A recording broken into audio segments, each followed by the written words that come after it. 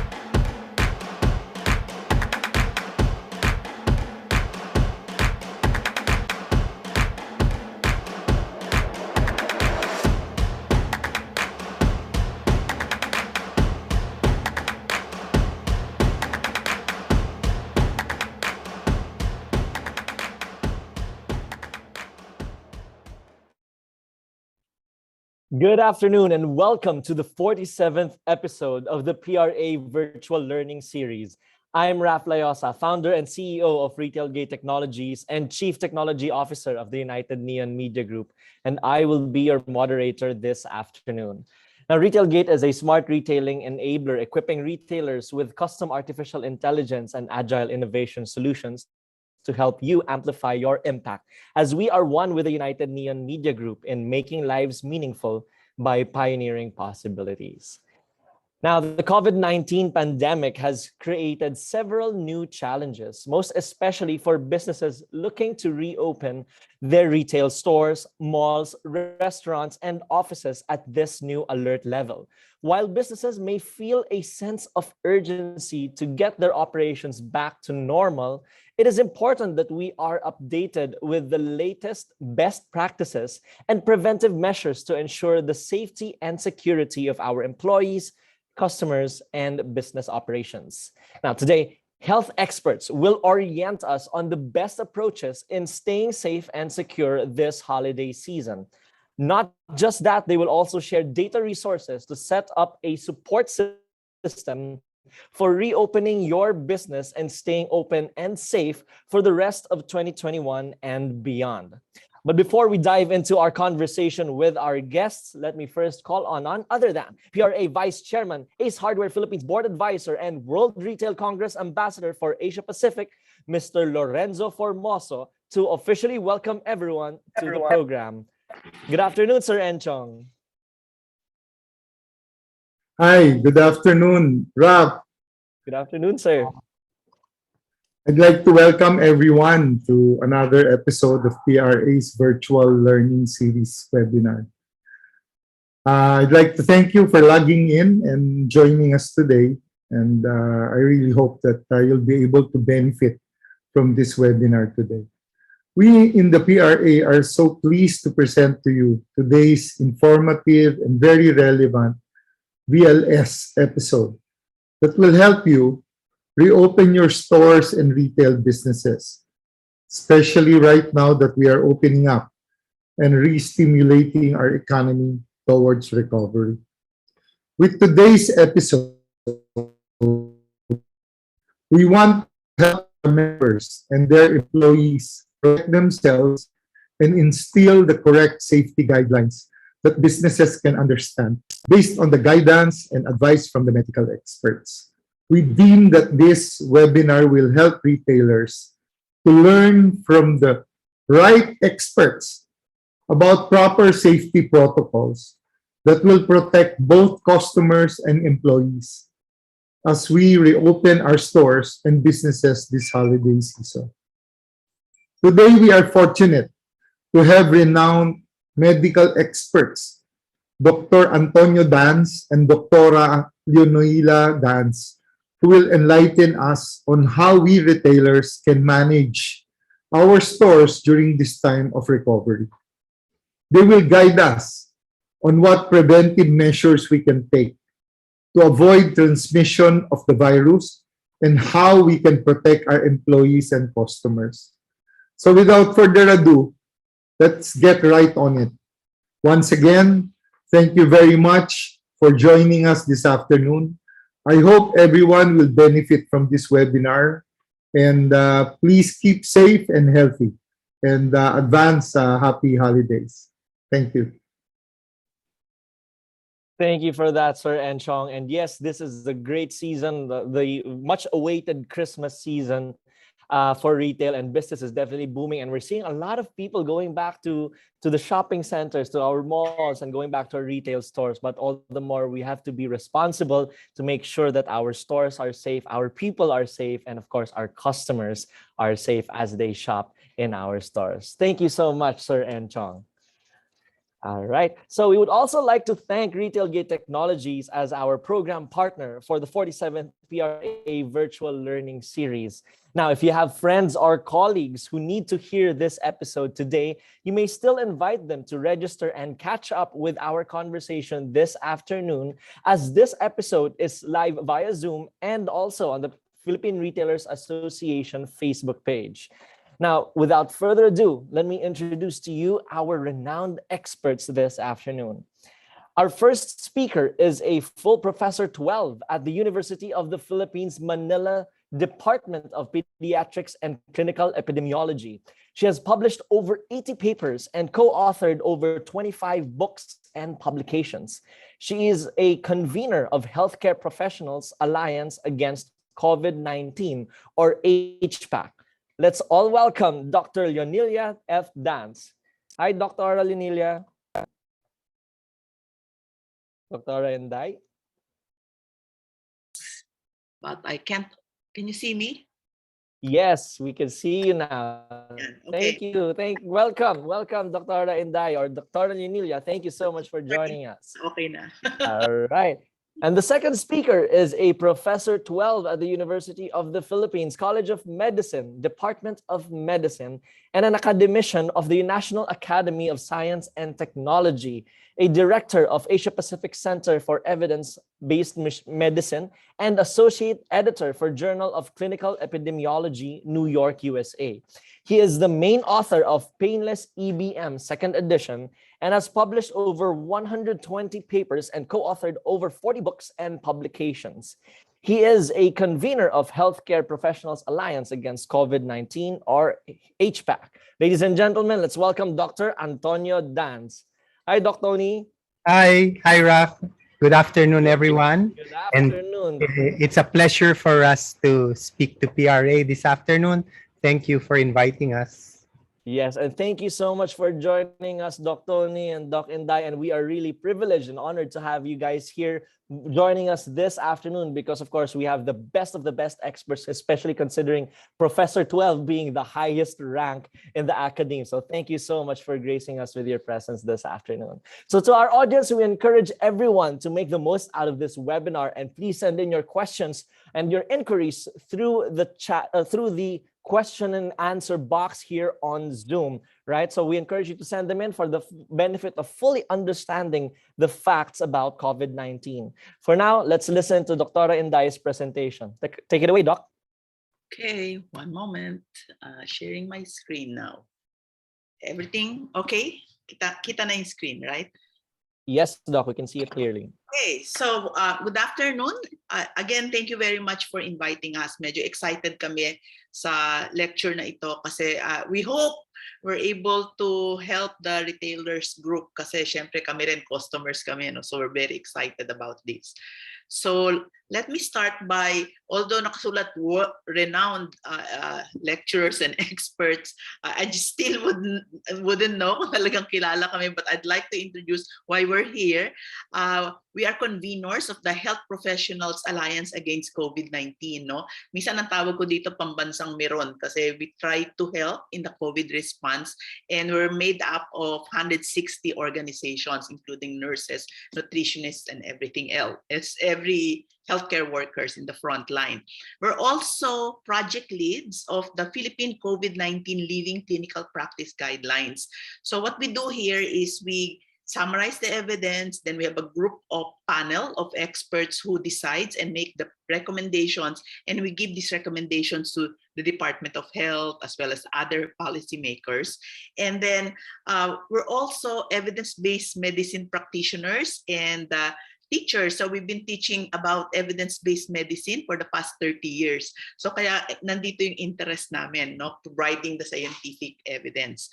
So as you know, we go through the content of our talk this afternoon, I think ang basic niyan is where are we now in the pandemic, di ba?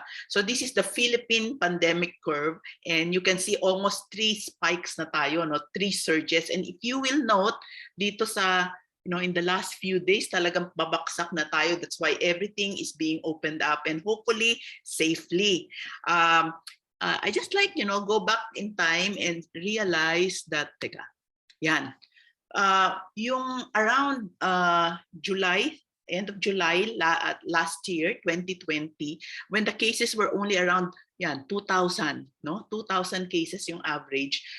Yung healthcare professionals at that time, because we know very little pa about COVID or SARS-CoV-2 at that time, we were asking for a timeout. So kami yung group na yon, and that's when we formed, we convened this Healthcare Workers Alliance called HPAC. And so at that time, we were really talagang following the course of this pandemic and trying to give suggestions on how to open up, and not really how to close or when to close, but more on what are the strategies that we can institute para we can open safely. And unfortunately, pangatlong surge na natin. So we're looking at this downward trend, and is it the end na? Sana end na ng pandemic, no? But if you look, medyo last 2 months ago, medyo happy na sana kami dito kasi everything is going down, including global rates, no? Global rates here. But in the last few weeks, medyo may pataas. So diyan medyo nababother kami. Although sa Pilipinas going down, we want to be sure na it stays down. You can see yung global trend natin is going up. And this is kind of like concern, very disconcerting. Kasi are we up again for another surge? So we don't want that to happen. That's why it's very important to understand what's happening. So as we looked at this surge, tinignan namin, is it the same? What's causing this upward trend? Kasi sa Pilipinas naman, pababa, ano? So you can see here, when we look at the Asian countries, ito yan, Western Pacific tayo sa WHO, you can see pababa naman, although, naku, ito medyo nagpa-plateau na, no? Pataas na rin. But what is causing this upward trend, we realize, is not just the Asian region, but more, teka muna, yan, the European countries. And to think yung sa Europe, most of them are already vaccinated. So it's not just about the vaccine, right? It's more about something else. So we really need to go back to the basic. Bakit pataas yan? And if we look at the vaccine rates, itong Western countries versus ito sa East, no, yung mga Asian countries, you can see European countries almost 70-80% vaccinated. But still yung nakita nyo upward trend, medyo nakaka-anxious yun, no? While us, among the Asian countries, medyo pababa. The best na siguro is Thailand, Hong Kong, and Cambodia with a higher vaccination rate, yung fully vaccinated rates. But you can see almost all the Southeast Asian countries are still in the 30%. Okay? So, kami sa HPAC, we're trying to strategize, we're trying to identify what's causing this difference. So we're realizing vaccination, although we know ang protection yan is for you to be to avoid or to minimize the risk for hospitalization and severe COVID, there's still a possibility na pwede pa rin tayong ma-infect, no? So kasi ito nga sa ating European countries, you can see na ang tataas na ng vaccination rate nila. You can see the new cases nila is still way up there, and they have to reinstitute all the other measures that were tinanggal na nila, nag-ease up na sila. But the problem is they now have, again, another surge that they are facing, and we don't want to go through that. That's why we're saying, naku, importante itong ating understanding more about the COVID pandemic. Okay, so when we saw this, talagang feel naman namin kayo lahat ng retailer. So ayaw namin ng buhay o kabuhayan. Ang gusto namin talaga sa healthcare workers perspective, dapat buhay at kabuhayan. Dapat pareho, no? Hindi pwedeng namimili ka over the other. And talaga namang feel namin tong on verge of collapse kasi almost 2 years na tayong hindi talaga all lockdown. Close open lang, close open. It's important na we have to learn to live with the virus. So when, headlines like this, retailers plead for faster vaccine rollout, di ba? Para namang that's a very good call for the people to get vaccinated. And then when you do read headlines like this, Vax customers get all access privilege in Quezon City Mall. Di ba nakakatuwa naman yan? Talagang mai-incentivize mga kababayan natin na magpa-vaccinate. Okay? Pero sana hindi maling message yung makuha nila na pag na-vaccinate ka na, parang Superman, you cannot be infected. So I think yung talk namin ngayon will center also on that, no? Hindi vaccination is the 100% answer to our concern. Kasi nakita nyo nga sa European countries, it even went up, ang tataas na ng vaccine rates nila. So here you can see, may tinatawag tayong breakthrough infections. And what does breakthrough infection mean? Yung mga fully vaccinated are still getting COVID-19 infections. And ang maganda dun sa vaccinated ka, milder lang or minsan asymptomatic pa. So napoprotektahan tayo for getting the severe kind of COVID, the ones that ma-hospitalize ka, and some of them actually pass away from the infection, no? So this breakthrough infection is very important to understand kasi yung breakthrough infection can still spread the virus. So minsan may nakikita ko, overall 100% vaccinated. It doesn't mean na walang pwedeng mag-infect sa kanila. So keep that in mind. And I think that brings me to the outline of our talk. How let's go back to the basic and understand para when we think about the measures with understanding why we're doing this, no? First, I'll be talking about how is COVID-19 spread. Yung second part of my talk, ito na yung talagang practical things. What are the safety measures we should be implementing? And then the third part of the talk, and Dr. Tony Dance will be the one talking about this, is how can we assure air quality and why is that an important aspect in the management of this pandemic? So how is COVID-19 spread? Is it droplet or airborne? So malaking controversy to. Actually, we didn't realize this at the start of the pandemic, no? But when you say droplet kasi, yan yung mga tilansik ng ating mga secretions natin, yung laway natin. And pag when we cough, we bring out a lot of droplets, no? And if you're infected, may mga virus doon, okay? So these are droplets. They are bigger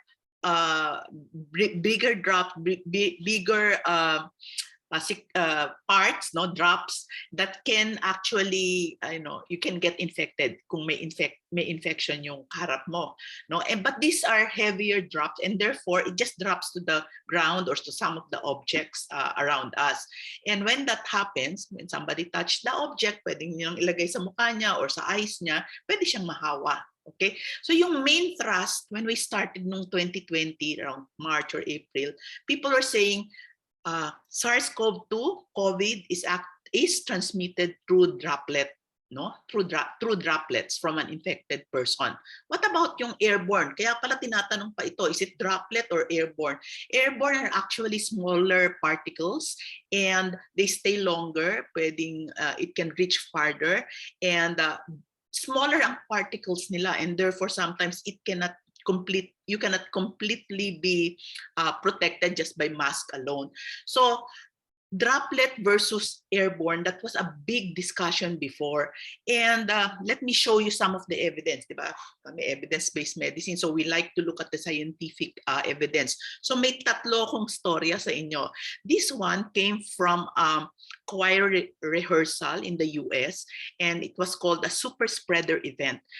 This occurred last March 2020. So last year, nakita na nila, after a weekly rehearsal, 87%, that's 53 out of the 61 members of this choir who attended the practice were confirmed or strongly suspected to have COVID-19. And 2 of their members actually died. So kung titingnan nila ito, 61 members, to be able to infect 53 of these from one infected individual, it has to be an aerosol transmission. It cannot just be droplet unless talagang this infected person really went from one person to another or one space to another to infect almost the entire choir nila. And this is one of the first examples that they were saying that SARS-CoV-2 is transmitted through aerosol sa dami ng mga na-infect. So another study or investigation came from a community outbreak, and they tried to study what happened in a bus. An infected individual, ito yung index case natin, the one in red, was found to be positive for COVID. And what happened, no? So yung sinakyan niyang bus, they came from a worships session activity nila. Within that bus, several other people were infected. And you can see, hindi lang yung mga katabi niya, pati yung mga nasa side, yung mas malayo, mas hindi. Pero even those farther away at the back of the bus were also infected. So again, that cannot be fully explained by droplet alone, but we need to consider aerosol transmission as well. So I have another example, no? Another study that they conducted, this time in South Korea. Itong outbreak na to, they found out that somebody in the 6th floor was positive. So they closed this entire building, no? Nobody was able to quarantine everyone. But what happened is from the 6th floor, nakita nila there were 10 turned out to be positive also for COVID. And you can see, during that quarantine period, that they were all coming from the same vertical lines in that apartment building. So the rest of the building was not infected, but you can see vertical yung affected from the 2nd floor to the 11th floor, from 2nd floor to the 11th floor. So bakit ganon? Kasi quarantine naman, nagstay naman sila. Kung droplet to, siguro within the household. Pero why 11th floor to the 2nd floor? So what they found out from this study was that ang common thing is that they had a common vent within that building. So again, that can only be explained by a possible aerosol transmission. So kung droplet lang, dapat within the vicinity lang. So kung physical distancing, dapat 1 to 2 meters away. But in this case, it was even farther away. So there's another study wherein ito naman, construction laborers, and they found one was found out to be positive.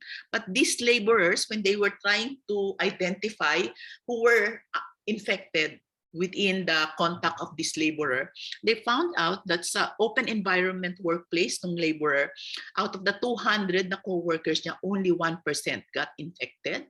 And when they compared that in a closed environment workplace of the same infected individual, 26% got infected.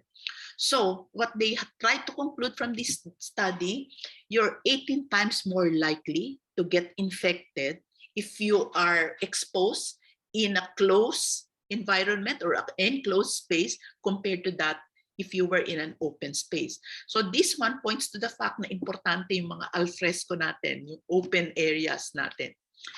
And therefore, what happened, no? Bakit noong umpisa they're saying droplet lang? Why now airborne? Actually, yung awareness became more prominent last March. This is a WHO funded paper. And from this paper, sabi pa nila, this is March 2021, this year, the lack of recoverable viral culture samples prevents firm conclusions over airborne transmission. So parang sinasabi ng WHO, hindi pa rin airborne, and this is already 1 year after the big pandemic scare, no? And because of that article, last April 15, marami na. After that, subsequently, ang dami nang na-publish, no? There was an outcry from a lot of scientists saying, what? WHO still doesn't believe in airborne transmission. So I think I'd like to point out this particular article by Tricia when I'd read the entire conclusion. There is consistent and strong evidence that SARS-CoV-2 spreads by airborne transmission, and although other routes can contribute, we believe that the airborne route is likely to be dominant. And the public health community should act accordingly and without further delay. So ito, importante ito, no? One of the articles that started to push, awareness of airborne transmission.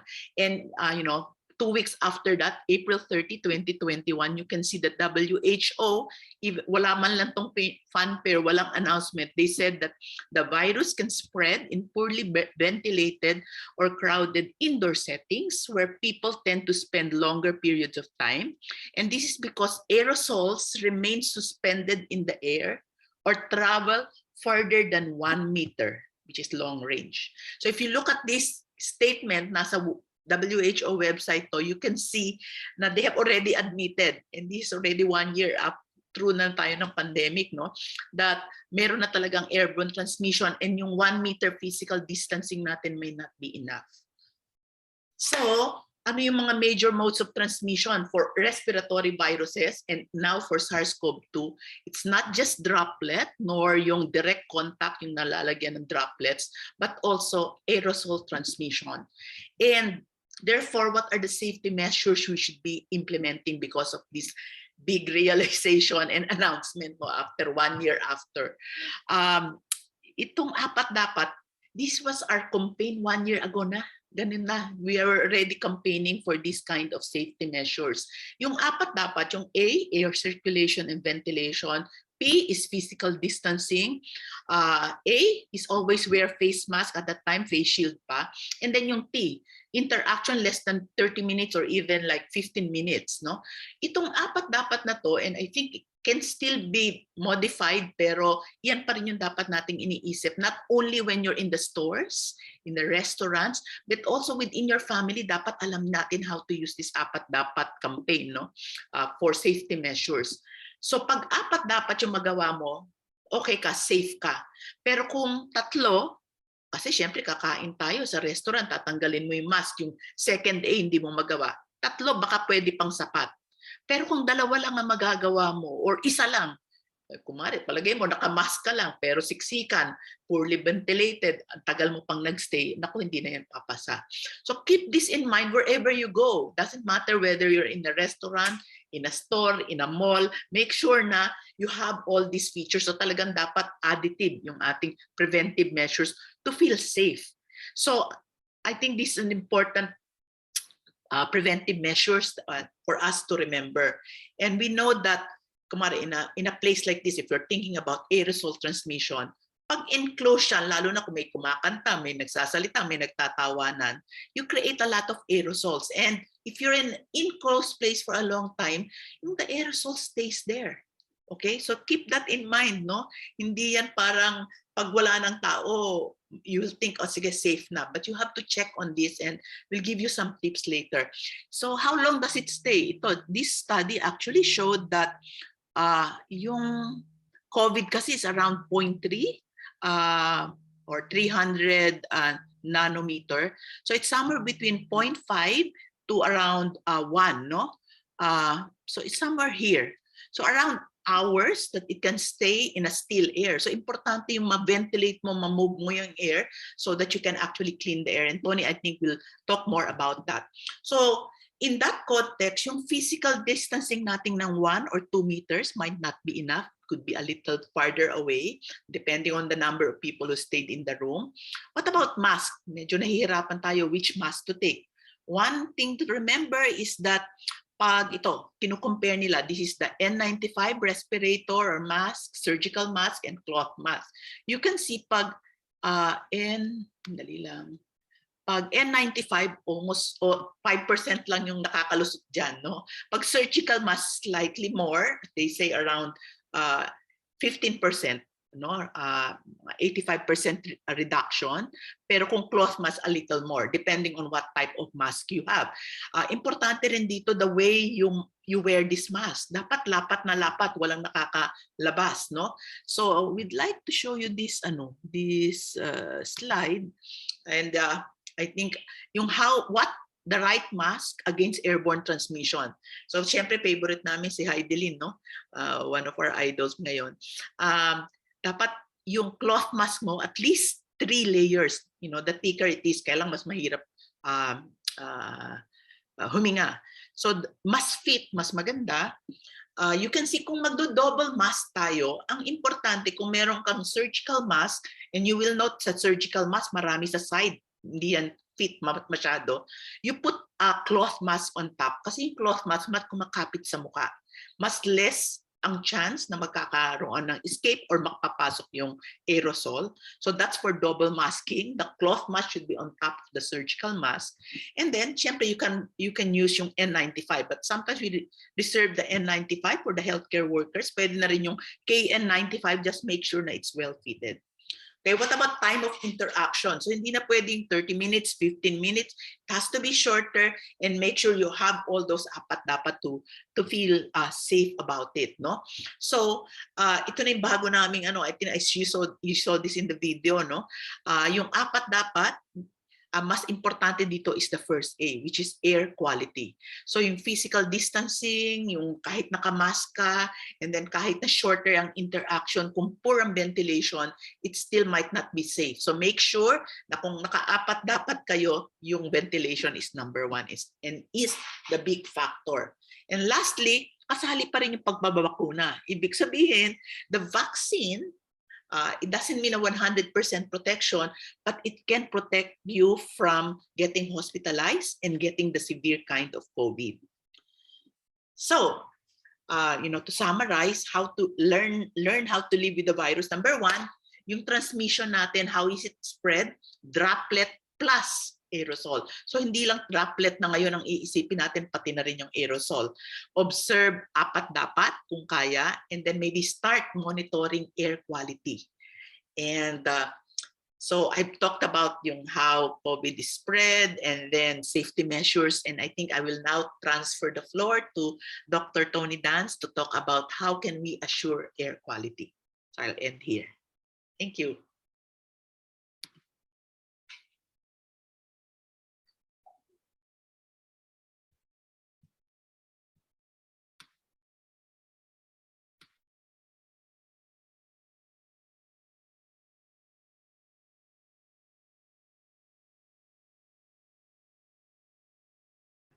There. Okay, thank you.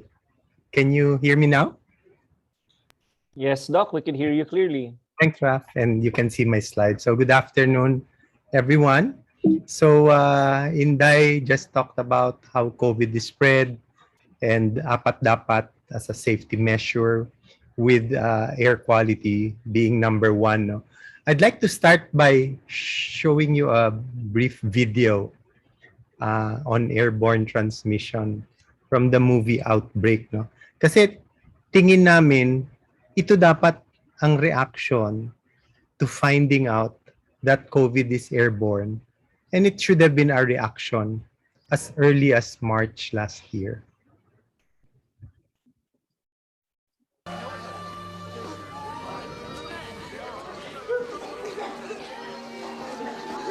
So many.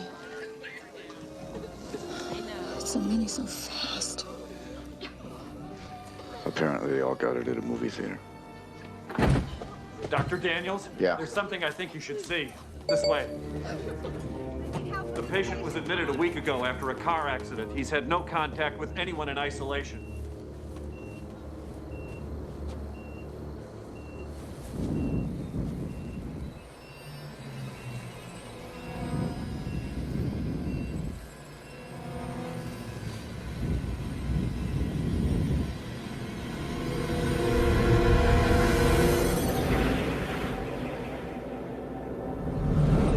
It's all right, honey.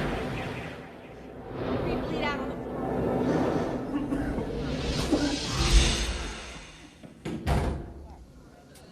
It's airborne. So tingin namin yun dapat yung reaction, no? It's really different. It's scarier and the strategies we need to implement are different. Pinakita ni Inday na yung in highly vaccinated countries, some highly vaccinated countries are facing a surge now. And we think it's partly due to the lack of recognition of airborne transmission. I think ito yung one of the important slides Inday showed, no? Comparing workers who worked in open space and workers who worked in closed space, no? And yung mga may COVID, no, sila, how many did they infect, no? So in closed space, 26% got infected. In open space, only 1.4% got infected, nahawa dun sa may COVID. That's an 18-fold difference. And that's the major finding in research right now, na indoor air is dirty and can be contaminated. Diyan tayo mahahawa. And outdoor air is clean. And that tells us what we need to do. We need to find ways so that dirty indoor air becomes clean outdoor air. And as these phrases show, there are two main strategies. No? One is yung dirty air, we clean it, no? Through filtration. And the other strategy is indoor air, let's replace it with outdoor air, which is the definition of what a ventilation system does. So those are the two main ways we combat airborne transmission at the workplace and at home through filtration and ventilation systems. So let's start with, I'll go quickly through filtration systems and my major topic will be ventilation. There are 9 known portable air cleaning systems, no? And HEPA is just one of them. Merong UV germicidal irradiation, negative ion generators, etc. So I'm showing you a recent review of the literature, June, no, 2028, of these different strategies. And the authors point out na when you look at the manufacturer, so those are the strategies. Do they really work? If you look at the advertisements, they work a lot. Parang the claims are 99.97% filtering of COVID-19 particles. But doon sa kanilang advertisement or website, you don't find the evidence. No? Link to evidence? No, no, no. And almost all the claims no, and very few link to the evidence. So we looked up another review to decide if these strategies really work. And fortunately, meron ding magandang analysis by Leo et al. Who summarized, no, there are 11 published studies evaluating HEPA purifiers against COVID-19. Ang ginamit lang nila, relevantly sized surrogate particles. Ibig sabihin, kung alam nilang 0.5 micron yung COVID, they checked if the filters can filter out particles in the air, like aerosol, that are 0.5 microns or smaller.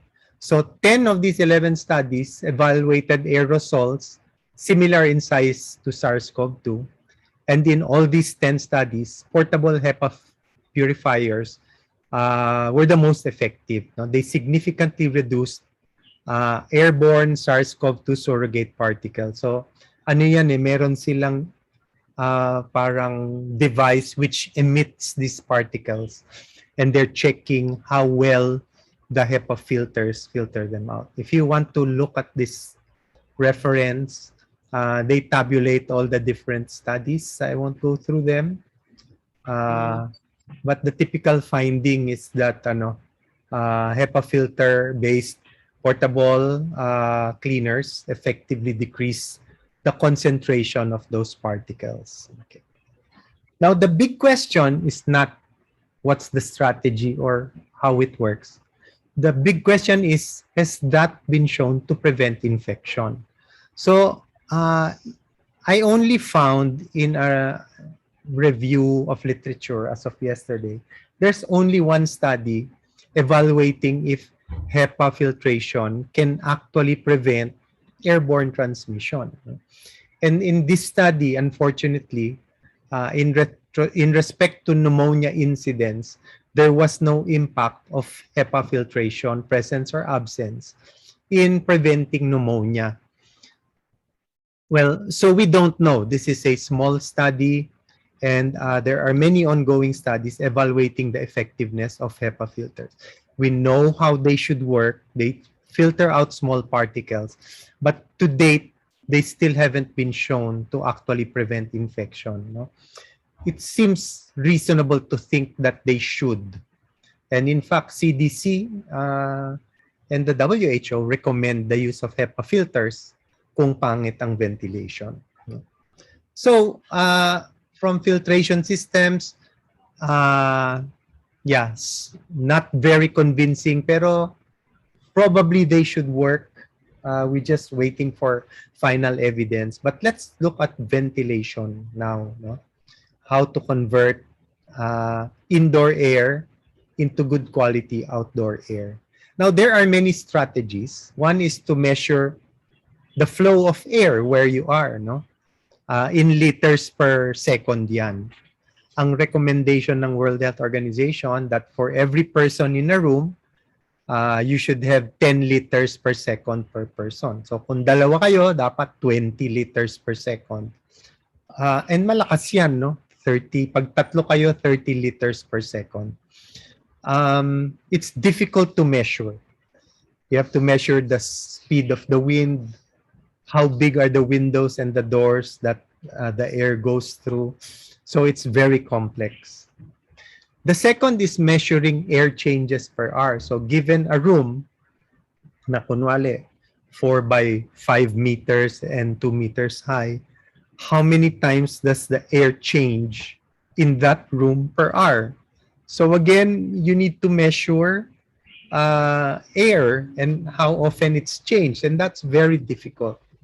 The most convenient so far is this third method, which we are encouraging you to consider. And that's measuring air quality through carbon dioxide monitors. Carbon dioxide or CO2 is measured in parts per million, no? Using infrared technology. These are things we bought in Lazada. They're not very expensive, 2,500 pesos. We are not selling these devices, and we do not own stocks in the companies producing them. How does it work? Well, when we inhale a lot of oxygen. But when we exhale a lot of carbon dioxide. So, and that's what the carbon dioxide monitor measures. No? It measures how much of the air we're breathing comes from other people. So if you see this, this is a monitor. I'm outdoors. And outdoor air has about 410 parts per million at the very least. You know, that's the cleanest air we can get. No? And if I blow into this with my breath, it will measure the carbon dioxide. No? So now it's gone from 4 to 800, 1,000. And if you can hear, it's alarming now. It's telling me that I might get COVID. It alarms at 1,000 parts per million. Parang pag ganun kataas, hininga na ng ibang tao yung hinihinga mo. No? The good thing about carbon dioxide monitors, as I showed you, is that it adjusts real time. So hiningahan ko siya, sandali, sasara ko lang maingay yung alarm, tumaas siya kaagad. So it adjusts. Carbon dioxide will go up if the room is small, if you go to a small room. If ventilation stops, carbon dioxide will go up. Pag dumami ang tao, it will go up. And if people start singing or talking or laughing, carbon dioxide will go up. And the longer you stay, the higher the carbon dioxide levels will be. So 410 is atmospheric carbon dioxide. It's the cleanest. And some professors in the US recommend pag less than 500 parts per million, that is safe. Pag more than 500 parts per million, there's some risk already. And at more than 800 parts per million, it's dangerous. No? So if you want to look at their recommendations, this is the website. So I'll show you how we use it in our dining room. No? We did this last night. If I stay windows closed, no? Walang ventilation, I also close the doors. 453 parts per million, pretty safe, less than 500. When Inday came to sit beside me after another 15 minutes, tumaas na to 560 parts per million. And the longer we stayed there, the higher it gets. And when we asked two other people to sit with us, tumaas na to 1,373 parts per million. So you can see it adjusting real time, telling you if your ventilation is adequate. No? So what do we do? First thing we did was open the windows. So when you open the windows, bumaba to 845, which is still high. So I put a fan here, facing the window, went down to 662. That pulls the outdoor, pushes indoor air out. And syempre, papalitan siya ng outdoor air. I put another fan on this side, facing again the window, and it's now down to almost atmospheric levels. So you can experiment in your store and see where you should place the fan, saan dapat siya nakaharap, pag tumataas yung carbon dioxide. No? We bought a number of instruments, and these are the two that the UP Environmental Science College found to be accurate. Ito yung gold standard. No? Okay. The one I showed you just now overestimates it a bit higher than what the truth is by 200 parts per million, which is not bad. So what do studies show about these carbon dioxide monitors? They show na in hospital facilities kasi, in the ICU, I think some of you may have heard, we want negative pressure, no? So negative 14 atmospheres para you suck in clean air when it's sucked into the vents because of the negative pressure to make sure that the air is clean. And because it's sucked out, it assures about the air in that room is changed 12 times per hour. So those are the targets. And they showed that when you reach these targets, indoor carbon dioxide is at a good level of 576 parts per million. So it correlates with some safety parameters. So carbon dioxide levels correlate with air exchange and negative pressure. Ito naman, a simulation study in a theater, row 7, 8, 9, seat 23, 21, 22 to 24. So may emitter ng aerosol dito and carbon dioxide. So they measured aerosol and carbon dioxide and found that the CO2 levels correlate with aerosol generation. Kung mataas ang CO2 levels, madaming aerosol and that could come from other people. Here's the graph. CO2 levels and aerosol particles. So the higher the CO2 concentration, the more aerosol you have. But the real question now is, as yung tinanong din natin sa HEPA filter, we know the strategies, we know how it should work, but has it been shown to prevent infection? And this is the big difference between ventilation and HEPA filters. Because ventilation measured by carbon dioxide has been shown to reduce the risk of some airborne infections. In this study, it's tuberculosis kasi tuberculosis is airborne.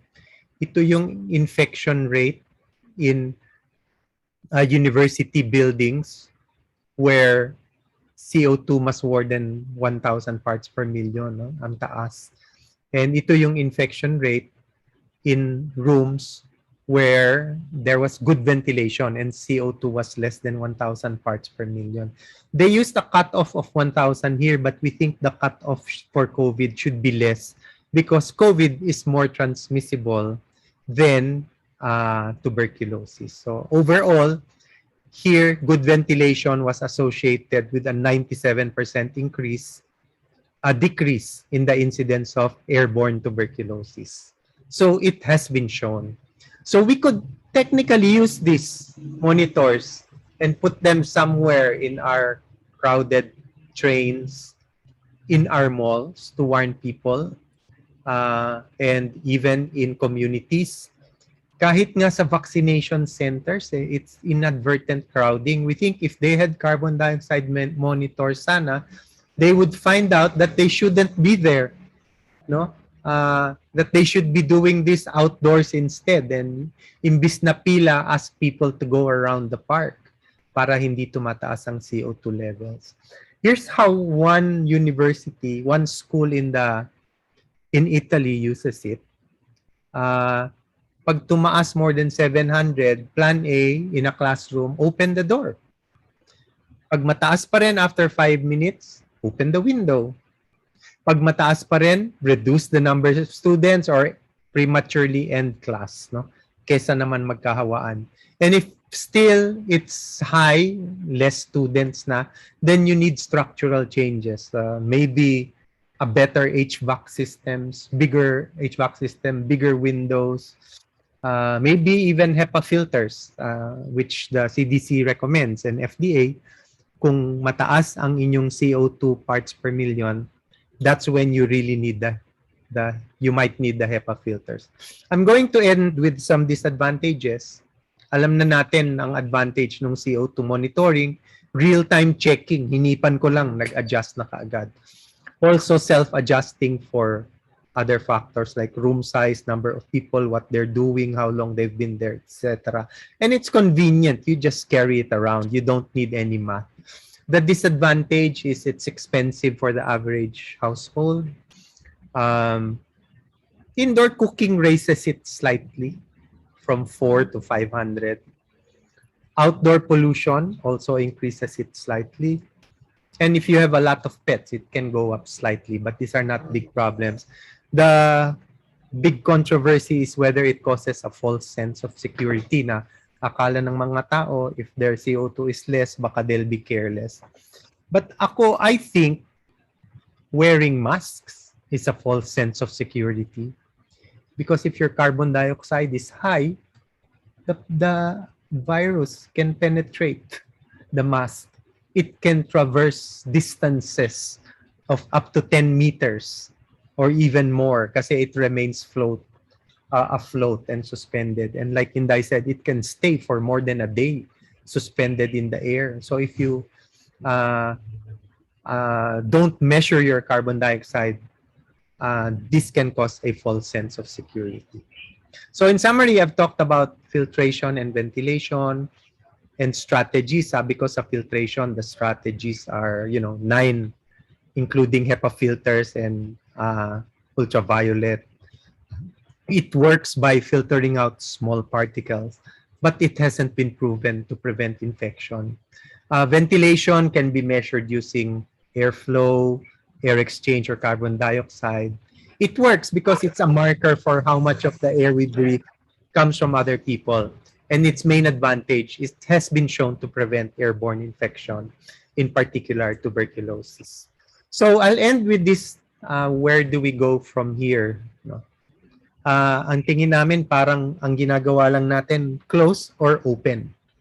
Ang tanong is when do we open palagi ng gobyerno? And we've been saying it for more than a year now. That's not the question. The question is not when do we open. The question is how do we open? And I think there's hope. No, let's open. Let's increase commercial establishments that use open air. If you're in enclosed air, use filtration systems or good ventilation systems. We should not let this pandemic go to waste. No?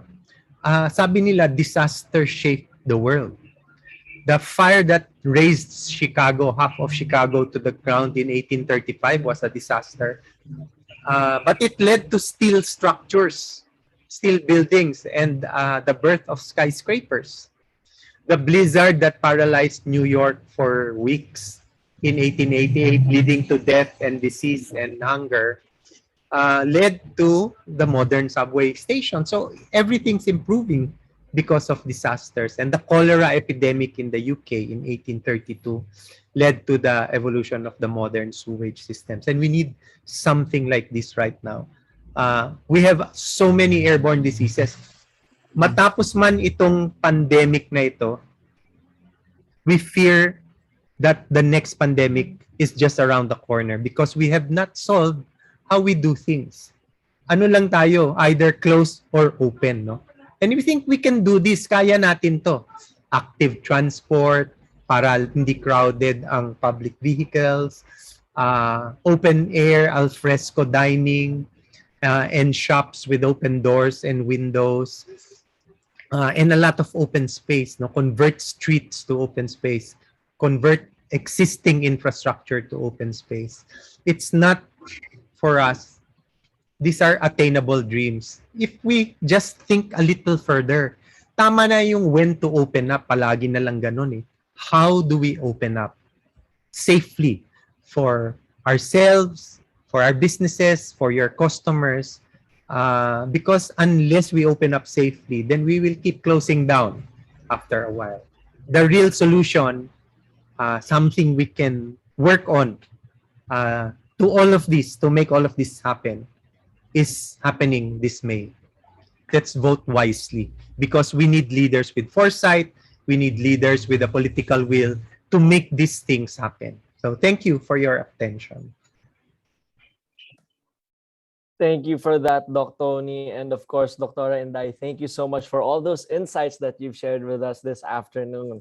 Now, to our audience this afternoon, please feel free to send in your questions. Join the conversation and send in your questions through the Q&A box here on Zoom, and we'll be getting to them in a bit as we have our Q&A portion with our health experts, Dr. Tony and Dr. Inday Dance. All right, so we also invite everyone to help us further improve our webinar programs by answering our evaluation survey. Kindly scan the QR code that will be flashed on your screens right about now. All right, so please feel free to send in your questions again through the Q&A box or on the chat box here on Zoom, and we will be getting to your questions as we now dig deeper into all these information and insights and practical steps that we can do to live in the and really as we reopen retail stores, how can we live with this new reality of COVID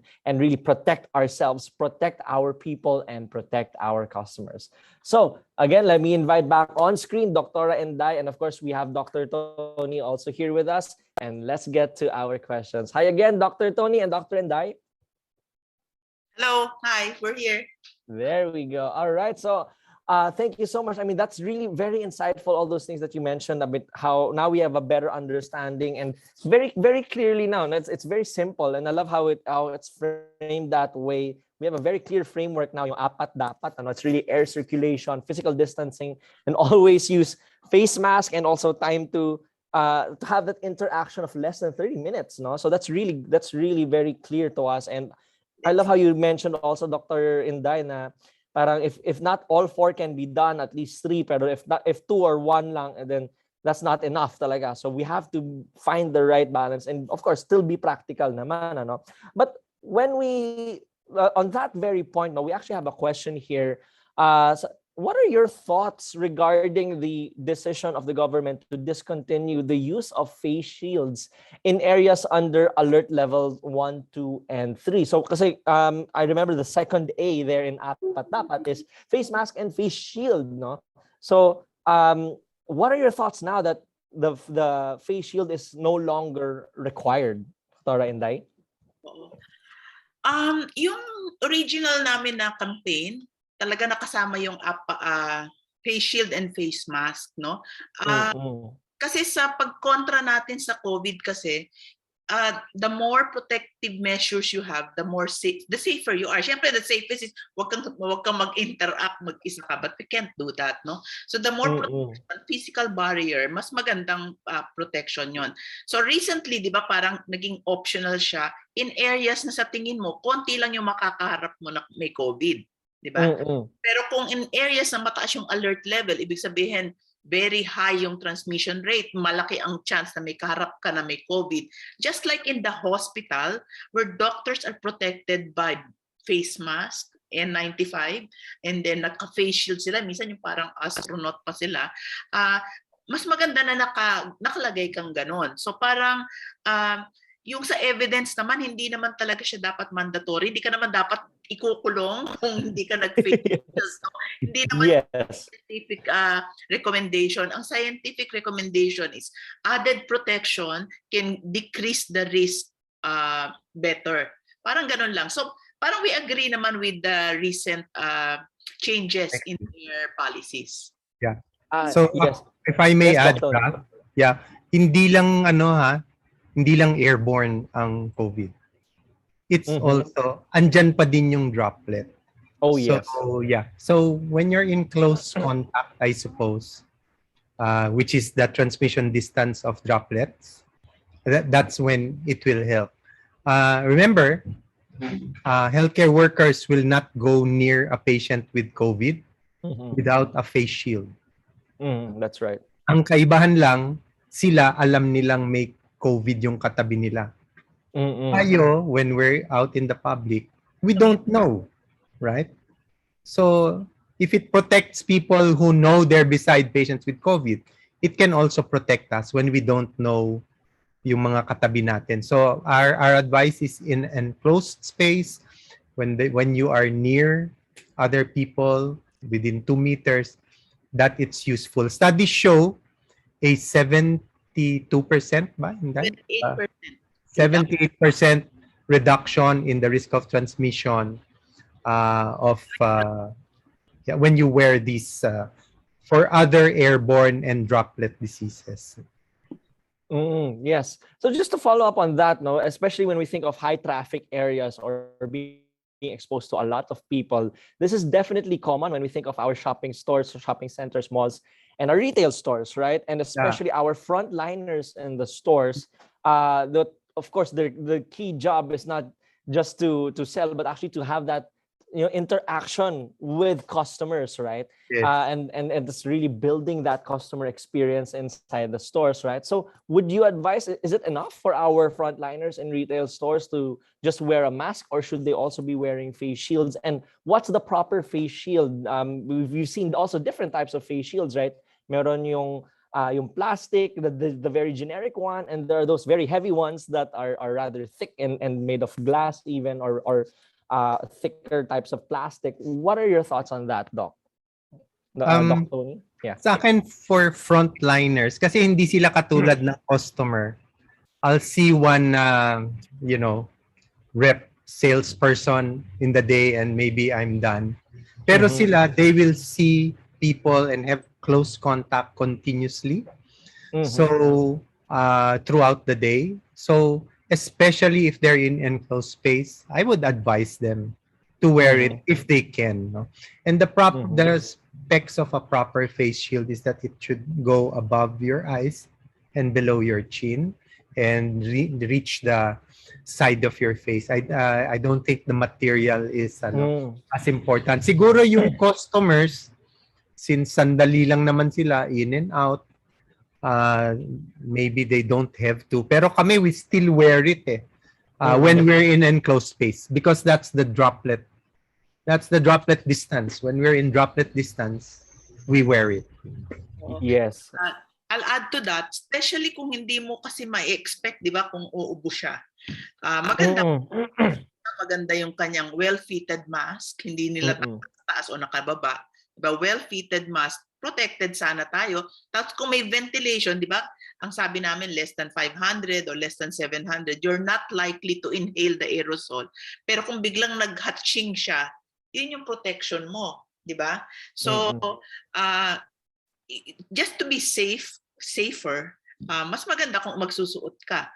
Mas ayaw nga namin yung maraming barriers kasi minsan yung ventilation ang naaapektuhan nun, yung mga plexiglass. Yes. They stop ventilation. So yes. Yung mga plexi or yung acrylic barriers. So you're saying that this is actually better to not have those because it can prevent airflow. And we've seen a lot of that in a lot of restaurants, especially for dine-in. So that's very interesting. How about, I'm also curious, Dr. Tony and Dr. Inday, how about the usual accessory that we're also seeing in addition to the mask and the face shield, yung tinatawag na natin anting-anting ngayon, which is the portable air purifiers. Are these really advisable? Do they really work? Do they really serve the purpose? Or is it just adding some unnecessary clutter to the wind, to the air around us even? Siguro, if it's ornamental, it will add to your appearance. But we don't, alam mo kasi, the average person exhales or inhales 10 liters of air per minute. So, yung maliit na yan na mabuti kung 5 cc lang yan or 10 cc has to process 10 liters of air per minute. And it's just physically impossible. No?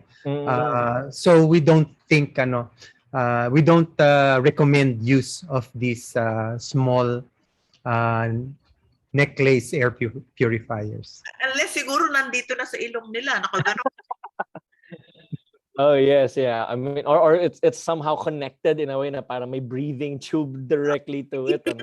Meron kasing respirators na talagang merong filter. Minsan may HEPA filter pa na naka-attach. And then pinifilter. Usually kung mga prolonged, like yung mga dentists or surgeons na prolonged talaga yung kanilang nakamask and they cannot tolerate it. So cleaner air yung umiikot doon. That's very different from yung mga necklaces. Para silang elephant with a hose connected HEPA filter. That works too, but I don't think you want to go around with it. All right. In addition to that, when we think of our retail stores now, we have a question here. Where is that? What are your recommended ventilation approaches for stores and shopping malls to reduce or prevent virus circulation? Especially when we think of the ventilation, and there's already an HVAC system that's been put in place there even before the pandemic, and having to change that can be very costly. So what are the very practical things that our retail stores can do, especially when they're situated inside these malls? No? What can they do na hindi naman sobrang costly?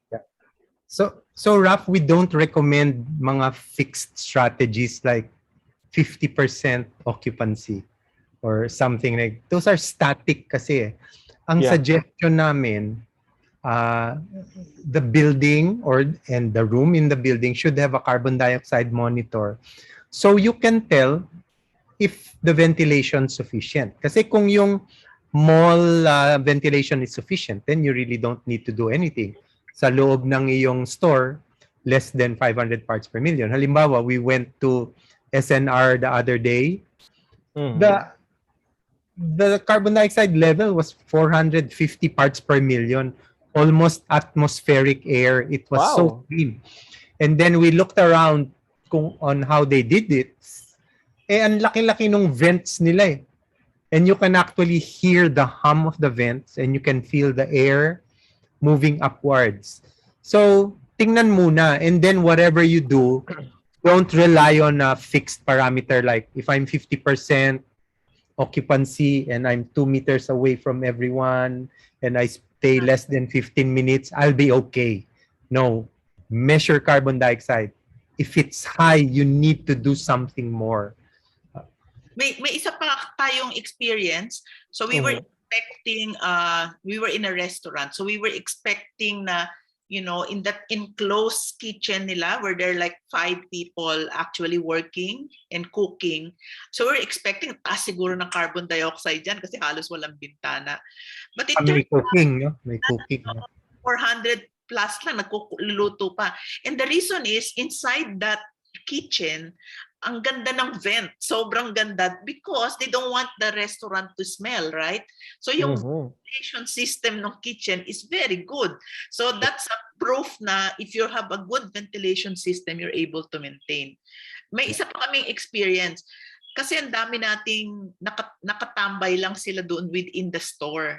So sana kung ma-optimize natin yun o if you try to experiment how many people are able to stay and keep the ventilation or the carbon dioxide level at that acceptable level, or siguro mag-intermittently alis-alis yung iba para lamang hindi nakukulog talaga yung carbon dioxide the stores. Yes, thank you for that, Doc. And now we have another question here from an anonymous participant. Sabi niyo po na ang virus ay isa ding aerosol. Sa paanong paraan po makakatulong yung face shield na mula sa noo hanggang baba ay bukas kasama ng gilid? Saka safe po ba langhapin ang ating mga inilabas na hininga na tinatawag na carbon dioxide? Yeah. I'll answer, Raf. So the face shield, I think, has been shown, as we said, to reduce transmission rate by 78%. I think it's because of mainly through droplets. So yung aerosol, tama naman yung tanong. It won't be of much help sa aerosol. Dadaan yan sa gilid, ang daming dadaanan. So it's probably the droplets that it blocks. About carbon dioxide, actually, carbon dioxide monitors have been around for a long time. And they've set the previous cutoff in schools was 1,000 parts per million. Kasi they found out that when the carbon dioxide is more than 1,000 parts per million, bumababa ang concentration ng students, nagkaka-headache, yung kanilang learning is slower. And it's also it's uncomfortable, parang stuffy na yung pakiramdam. So they recommended less than 1,000. But now, iba na. It's not just the CO2 that we're talking about. It's the viral particles that may be beside those carbon dioxide molecules. So now, we think it has to go down to probably, we're doing studies now. We will find out in a few weeks what the cutoff should be. But we're thinking a safe level might be less than 700 right now for commercial buildings or rooms. Yes. Yes, Doc. Kasi yung just to clarify, yung carbon dioxide, yung monitor, it measures carbon dioxide, hindi talaga yung virus, parang surrogate lang siya, no? Pero because we're able to do that, parang we're able to yung invisible enemy natin, which is the virus, becoming visible kasi nami-measure natin yung hininga ng other tao, other people who might have been infected with COVID. So making the invisible enemy visible, Yes. parang ano yan, parang magandang, di ba? Parang it's very It's a exciting. big advantage. Science fiction before di ba, na yung when we go out nung umpisa nung ating pandemic, parang takot tayo kasi hindi mo alam kung sino ba yung merong sakit. But now, with this kind of measures, lalo na sa mga buildings, parang alam mo na hindi mo mahihinga kung maganda yung ventilation kung sakaling may taong dumating doon na may COVID. Yes. Now, speaking of ventilation, we have a question from Sir Eduardo Chavez. He's asking, in retail establishments, especially malls, all doors are closed since they are air-conditioned, and it is a policy that doors must be always closed. Now, also in mall offices, windows and doors are closed. What are your recommendations for these types of establishments? Well, so we need to reconsider those rules for me. And it depends, kung ano ba yung, you can check that the good thing about the CO2 monitor is you can find out if you need to open the doors. Like, well, apparently SNR does not need to open its doors. Yung sa Soler, they have an expensive system attached to carbon dioxide monitors. Pag tumataas ang carbon dioxide, the ventilation is increased.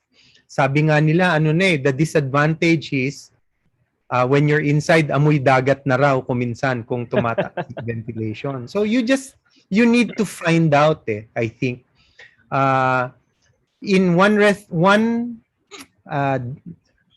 store we went to last week, the carbon dioxide level was 900. And oh no. Sabi ko doon sa manager, I think you're putting everyone here at risk. You might want to open the door. So she opened the door, not outside, but into the main mall. And it went down to 500 in a few minutes. So sabi niya, what are you holding? Sabi ko, this is a carbon dioxide monitor. It tells me how much of the air in your store comes from the lungs of other people. So yeah, it could be as simple as opening a door or a window. Buti nga tayo, we open to good weather most of the time, di ba? Sa US, when you open your window and door, it could mean challenging your air conditioning system. So pwede kang ginawin, di ba? Yes. The winter. So that's a big challenge to them. Tayo all year round, we have a narrow range of temperature. So it's easier for us to ventilate, unlike in the US or in Europe. Isang point that I think people siguro or mall owners realize is that if people feel safe going into the building, you will encourage more customers to come in. So parang kasama yun dapat sa soundbite na if they're safe, kaya nga yung 100% vaccinated, parang hindi ako masyadong sold doon kasi pwede ka pa rin ma-infect. Pero pag sinabi mong the ventilation here is good, you can come in, then that's parang magandang take yun na papasok talaga sila. So parang I think the important thing is people know about it, people are educated, informed about it, people will demand it, di ba? An example will be sa Belgium. They have now required store owners to have a visible carbon dioxide monitor, siguro sa mga malls din, para makita ng mga tao na is it safe to go inside the store or the shop. That will encourage them to feel safe and then buy things. Just to follow up on that, Dr. Inday, so if let's say hypothetical scenario here, especially in this season, we're beginning to see the Christmas rush. A lot of people, the traffic along EDSA is really horrible now again. But as more and more people are coming back to the malls to do their Christmas shopping, and we can expect it can be very populated. And what if, let's say I have my retail store, it's situated very distant from the main mall doors, the main exits, right? And I have my carbon dioxide monitor, and it's showing that it's actually at a high level already. And my store, my space doesn't have any other door except the door to the mall, and then there are no windows afforded me. What are the very practical things that the people in that kind of situation do to fix the situation inside their store? I think Tony illustrated that, kung wala talagang windows, walang doors, ang importante talaga is to have that filtration system. Parang, you have to filter it, make sure na nalilinis, no? That means meron ka dapat HEPA filter and, all those other filtration system to clean the air. But that is only kung wala kang option the way you have described it, no? Kasi it's always cheaper to open the doors and open the windows rather than have all those gadgets. And it can also be overwhelmed, yung gadgets na yon. Merong, the rate that it can clean the air. So kung siksikan mo ng maraming tao, kahit na may filtration system ka doon, hindi rin yan magiging safe. So importante pa din na yung sana mas maganda yung ventilation. Sana the building owners are able to get that, or eventually siguro magiging policy na they will have that kind of yung rules sa buildings, no? And then the other thing is, kung alam mo naman na tumataas na, wala kayong window and everything, siguro pwedeng yung ibang tao dun sa room, or maybe some of the sales lady can still go out doon sa medyo maganda na yung ventilation para hindi sila, enclosed, kulob yung lugar, and then inhaling each other's carbon air already. Recycled. Yes, and that definitely might serve as the trigger to in terms of managing the number of people allowed to enter the store. Tama po ba? Doc Tony, I saw you raising your hand. You wanted to add to that point. You're on mute lang po, Doc Tony. Oh, yeah. So, there can be kasi administrative or structural changes. Yung administrative, yung schedule, di ba? How many people you allow in, what time you open, what time you close, pwedeng ganon. Pero yung structural, mas mahirap. But I think kasi aside from being businessmen and doctors and healthcare workers, we are also citizens, and we should become agents for change. I would talk to the mall operators and demand a ventilation system, and I would make it an election campaign. Kasi ang sabi nila, traditionally yung public health has focused too much on what the powerless should do. You should wear a face shield or I will arrest you. You should wear a mask or you'll get thrown out. We work on the powerless, and we do not give enough obligations on the shoulders of those with power. So those who own the buildings, those who own the businesses, those who operate, those who run for senator and Congress, and those who run for mayors and etc. We should be pressuring them kasi we need to change the world we live in. We need to learn from this pandemic. Ang kagandahan ng pandemic na to, we should emerge from it a better world than we were when we entered it. Yes, definitely. And on that note, Dr. Tony, we have a question here from Sir Antonio Velasco. He says here, we have an air purifier and an ionizer in our stores and office that are strategically located where people are working. Would this be enough or safe for our employees? Okay. So I would measure the CO2 monitor. Baka hindi nila kailangan ng HEPA filter in the first place. Kung mataas ang CO2, they need to look at the rating of that HEPA filter. How many yung clean air production rate or something. There's a measure. And see if that fits the engineering requirements depending on the number of people that go to that area. So I think in that situation, consulting engineers will be very important. The other thing that we are actually recommending is you need to experiment kasi. Minsan fans lang yung kailangan, electric fans kasi para mas ma-circulate yung air o ma-ventilate na mabuti. The other thing is yung activities ng people inside that room. Like for example, if you own a gym, mas maraming carbon dioxide, maraming exchange of air yun eh. So you need to have a bigger system or a more powerful filtration system or a more open kind of gym, no? Kasi yung ganun. And then karaoke bars are also pag kumakanta ka raw ganyan, marami kang lalabas na aerosol.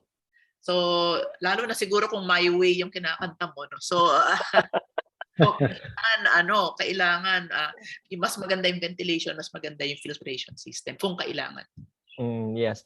Now, we've been talking about the air. How about let's look at physical objects again, considering that you, as was mentioned earlier, no, the droplets are still very real threat, diba po? So we have a question actually here from Miss Edna Ontivero. She's asking here, does UV light disinfect documents or papers, and how do we effectively disinfect grocery goods and take out food in paper packaging and plastic containers? Doc Inday?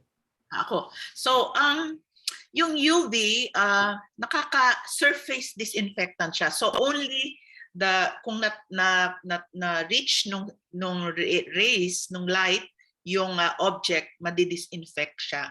Pero ngayon, kita nila kasi yung fomites ang tawag natin, yung droplets na nalagay doon sa mga objects, naging contaminated yung objects, are not really a big source of transmission for COVID.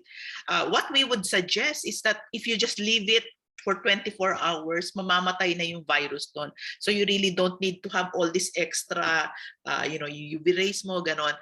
Just make sure wash hands, ganyan. Wag naman ubuhan yung mga gamit. No?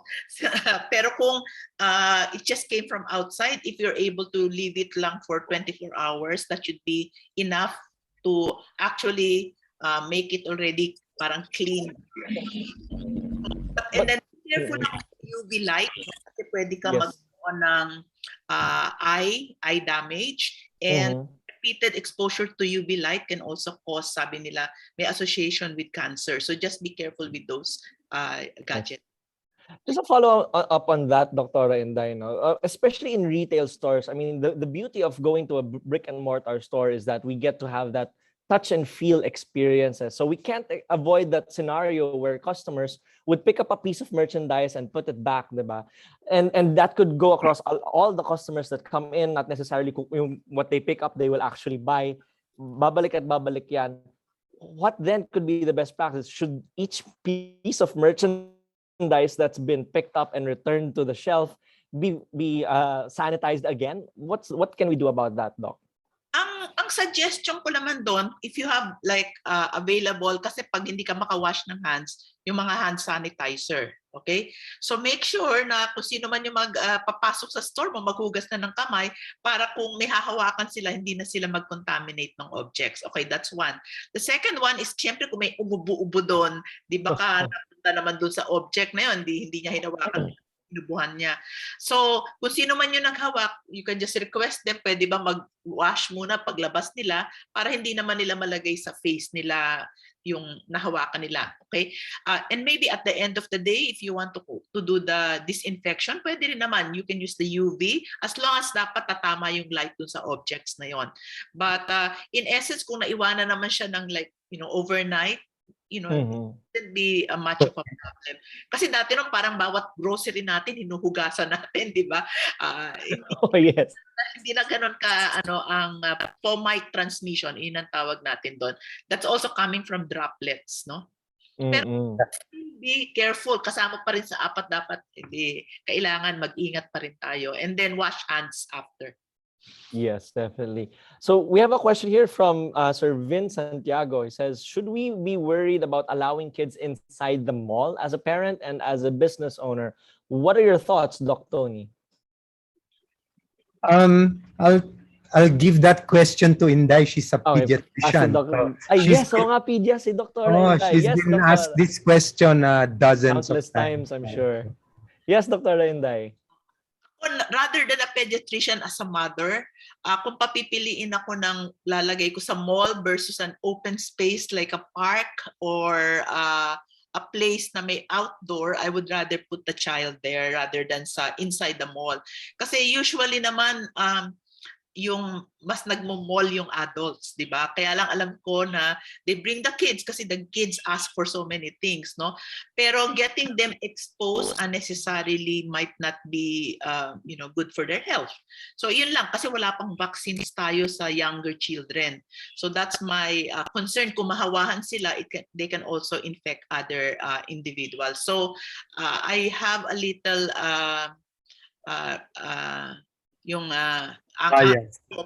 bias na ipapapasok sila sa mall. Kung may choice na hindi, mas maganda. So kung kakain kayo sa mall, I would suggest choose yung mga al fresco areas there. Pwede naman sila doon. Pero to be exposed to very crowded areas in the mall, sana wag. Sana mas maganda outdoor, sa mga playgrounds kung meron. Kaya nga one of the things that we are advocating is for the LGUs to come up with a lot of open spaces available sa different parts of the city, no? Sa probinsya hindi masyadong problema, maraming open space. Dito sa mga city, we might need to pedestrianize some streets. Ibig sabihin, the streets so the children can play there. Walang mga cars. Yes. Now, speaking of the children, right now, we have a question here from CJ Hesena. He says, what are your thoughts about reopening of amusement centers? Mga play areas like Kizuna, Time Zone, Q Power. Is this advisable? What are your thoughts about that? Go outdoors. Bring them outdoors, mas maganda. Pero better outdoors, yes. Problema, as long as you probably disinfect and then wag masyadong crowded, that means you're inhaling somebody else's. They shout, di ba, when they win or something. So that can create yes. Yeah, parang they're crowded, di ba? They shout and scream, and there's a lot of fomites all over. The whole place is one big fomite. So ito yung nightmare ko, Raf. Yung may mga balls, ano ba yung children play in that ball pit? Oh yes, you have the ball pit, yes, where people dive, where the kids dive into. Kasi di ba, all the secretions, they're all there. We don't know which ball is infected. You cannot disinfect everything. That's a little, I think, medyo health hazard. Yes, definitely. Now, going back to the point of merchandise, no, CJ Hesena also has a question. What are your suggestions for precautions on fitting rooms, especially when people, they fit the items and then not necessarily they buy it talaga, no? So what should be done? What are the best practices in consideration of that behavior? Doc Tony? Well, so what in a fitting room, I guess your fears are, one is ventilation, pero usually may separate cubicles naman, di ba? Yeah, and if your general ventilation is okay, then you'll be okay there. The other is fomites. You'd be holding a lot of things and trying them on. Pero I think the good thing about fomites is kasi for a fomite to infect you, hindi naman ibig sabihin na pumunta sa kamay mo, magkaka-COVID ka. It's when you touch your eyes, your nose, or your mouth. Those are the portals of entry pag kami touch kang infected liquid. So kahit may COVID ka sa hands mo, if you don't touch your eyes, your nose, or your mouth, you'll be okay.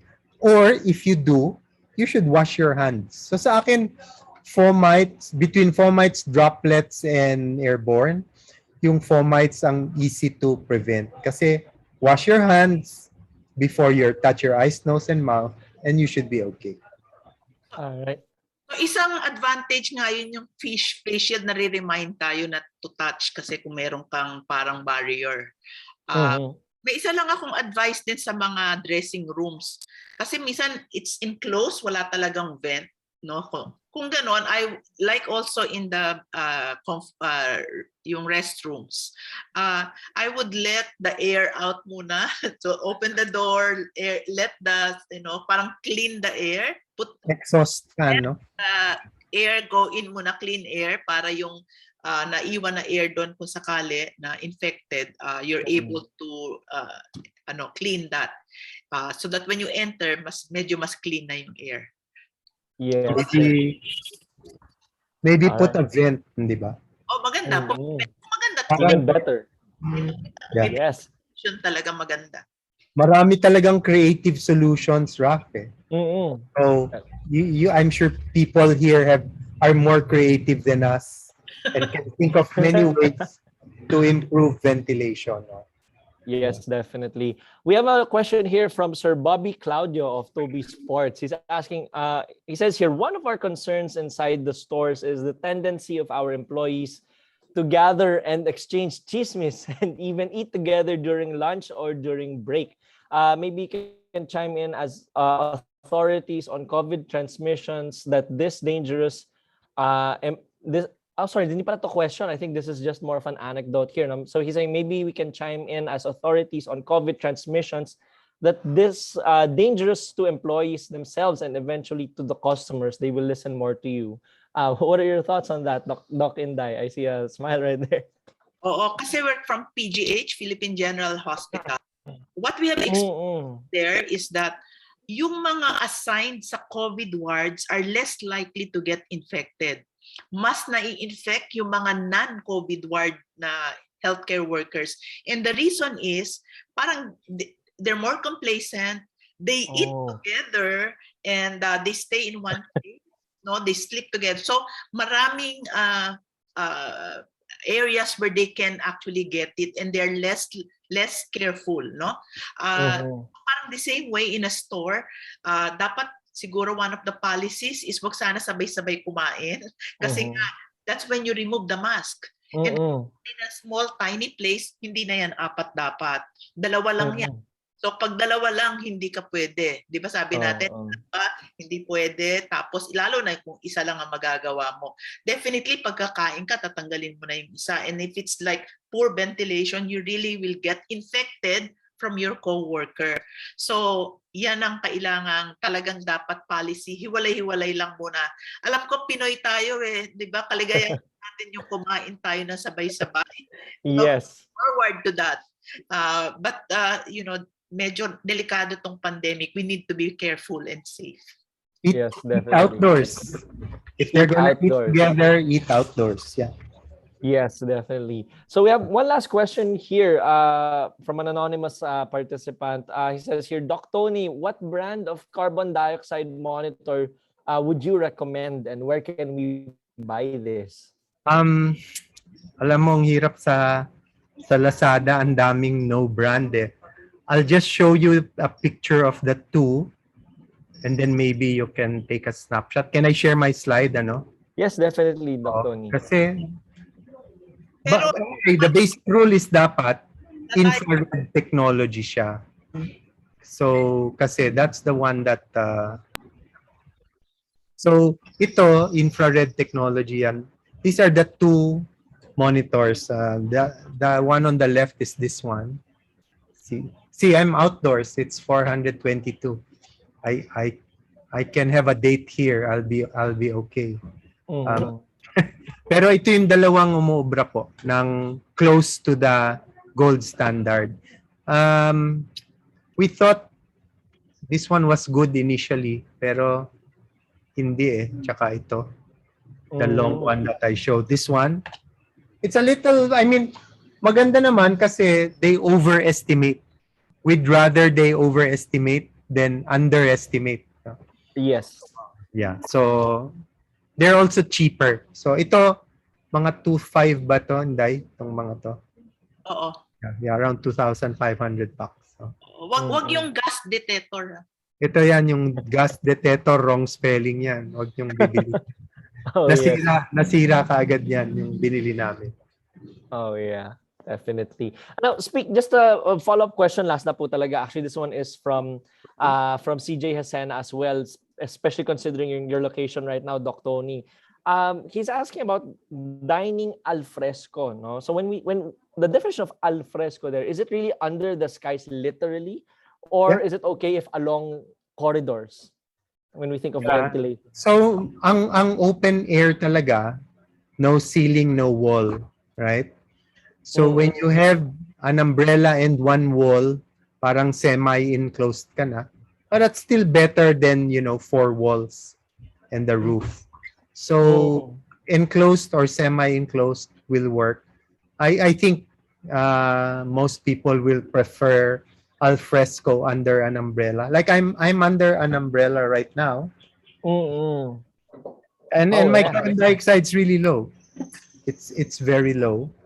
So yeah, you have to experiment. So what we found out with the monitors is there are no rules. Mm-mm. Even if you're 50% lang or less ang occupancy mo, but depending on what people do and how long they've been there, pwede pa ring maging inadequate yan. So our basic rule is monitor real time what's happening. Maybe you're okay for the first 30 minutes in a place, pero pag after a while your CO2 can go up, get out of there or do something to adjust. Yes, definitely. And then with that, I believe the main point here is we should not let our guards down. Like what Dr. Inday mentioned earlier, very surprisingly, those who are not in the COVID ward are actually more prone to getting infected, and it's really because we should, if we let our guards down, then that's all the more we become prone to getting infected. We become more vulnerable that way. So thank you so much for joining us. Okay. I'm sorry, Dr. Tony, you wanted to say something? No, I was gonna say we actually bring this around. It's portable. Pag we enter a portable. store and it's 1,000 or 800, goodbye. Sorry, we'll come back another day. Then we enter a store and it's 450 and wow, we can stay here for a while. Pero parang it's a huge burden on the average household. So maybe it's something retail owners can think about. Yes, definitely. I mean, and wouldn't it be beautiful if that can also be a wearable device, right? Yeah.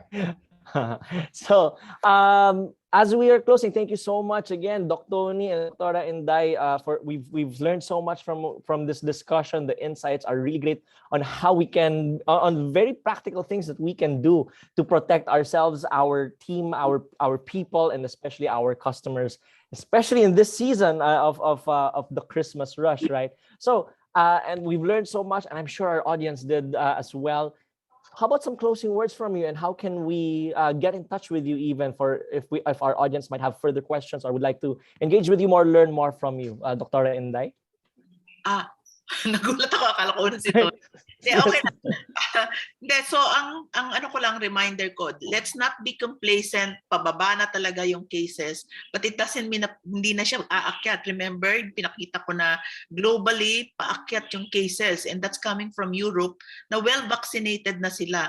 So vaccination can prevent hospitalization and severe COVID, but definitely hindi siya yung 100% protection, no? So vaccinated, pwede ka pa rin magkaroon ng breakthrough infection, but at least milder, but pwede ka pa rin mag-infect. So yun yung kailangan nating tandaan. So apat dapat, mas importante yung air quality, pero make sure na let's not be too complacent hanggang talagang walang-wala na tong pandemic na to, the end na dun lang tayo siguro makakahinga na maigi. Mas maganda ngayon na ano pa rin tayo, maingat. Lagi. Definitely. Should not let our guards down. Wag tayong maging complacent. How about you, Dr. Tony? Yeah, I'll echo what Inday said. We should learn from what's happening in other countries. No, we know that if we go back to doing the same things we were doing, that we're going to have another surge of COVID-19, if not another pandemic with another bug. And I don't think any of us want our children to go through anything like this, na ang ganda ng negosyo mo, biglang lugi. May trabaho ka, biglang nawala. Buhay ka 1 week, alive and kicking, the next week, you're 50-50 in an ICU. We don't want our children to undergo that again. And the only way we can assure that is by changing the way we do things. Yes. I know it's not all up to us. But part of it is up to us. We can do something about it. And most of all, we can convince our policymakers to, well, we need to convince candidates in the coming elections that this is an election issue, that we need to come out of this pandemic a better world, or else it's going to happen over and over and over again. So yes, let's vote wisely. Kung yung kandidato nyo, hindi niya naiintindihan to, huwag nyo siyang iboto. No? Make sure the candidate you vote for understands this big task, because that's what the current government doesn't understand at the moment. Right now, we're putting out fires. We're either opening up or closed. We need to know how to open up, and we need to look further into the future. So yes, let's vote wisely. Join hands and vote wisely. Yes. Definitely. All right. So there you have it, guys. Doctora Inday just was really saying we have to not be complacent. We keep our guards up and protect ourselves, be responsible. And as Doc Tony also said, this is a country thing. This is about the nation, and we should be responsible also in terms of policy and really do our part. And that includes voting wisely so that we can have the right leaders in place. And we also can be part of the solution in making sure that we come out of this in stronger and healthy as a nation. Thank you so much, Doc Tony and Doctora Inday. We have learned so much from you.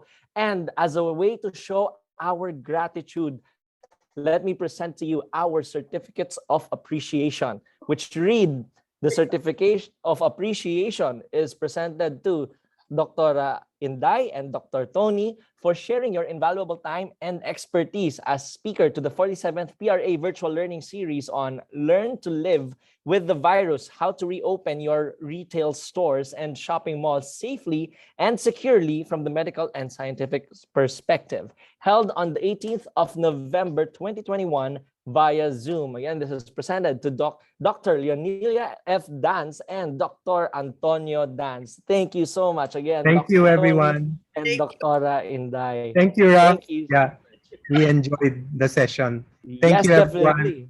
We definitely enjoyed this and learned so much from you guys. Now, let me again extend our thanks to our program partner, Retail Gate Technologies, for making this virtual learning series possible. Now, we invite you to help us further improve our webinar programs by answering our evaluation survey. Kindly scan the QR code flashed on your screen.